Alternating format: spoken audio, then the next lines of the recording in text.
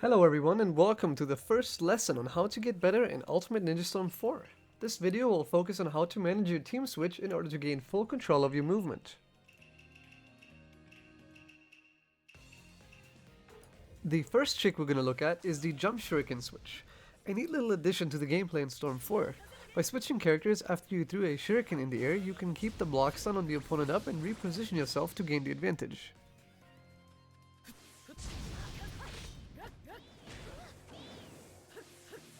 This can be used in many different ways, whether it's offensive or defensive.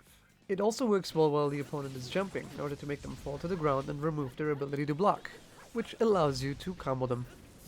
Instead of simply using this trick to engage the enemy, you can also cancel your combos in case the opponent is blocking and reposition yourself behind him to attack once more, as you can see.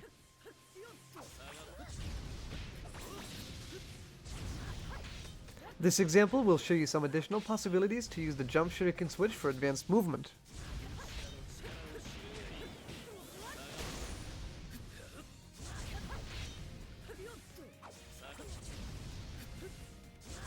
Please note that you are unable to use the jump shuriken switch to reposition yourself while ninja moving backwards. You can move sideways though.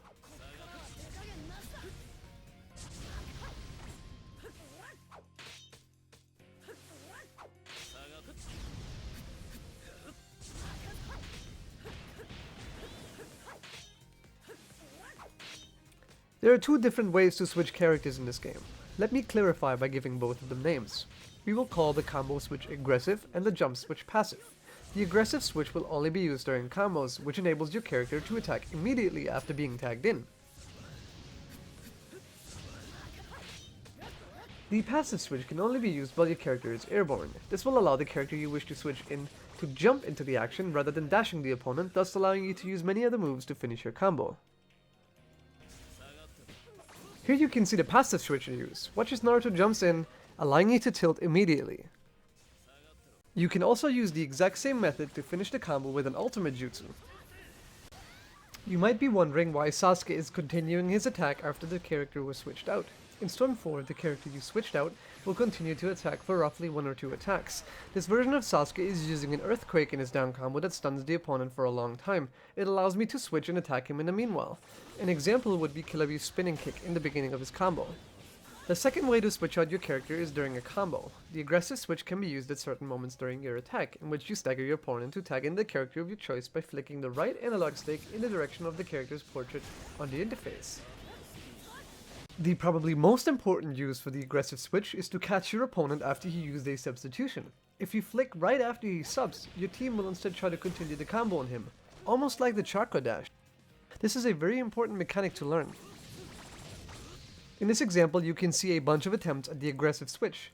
You should always make sure your opponent is grounded when you switch, otherwise you might clash with them and they will be able to escape your combo. Aggressive switches are not recommended during a bounce. Furthermore, here are a couple of ways you can incorporate both of the switches into your combos.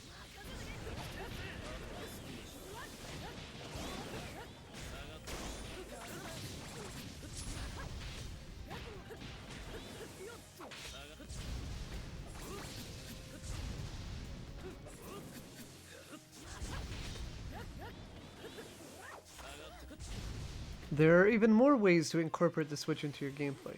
Here's a little sneak peek. The only limit is your creativity. I hope you can use some of the things I showed you today on your road to hero. Please hit that like button if you learned something today, dislike the video if you thought this tutorial was utterly useless, and don't forget to subscribe for future tutorials, tips, tricks, and gameplay for Ultimate Ninja Storm 4. Thanks for watching!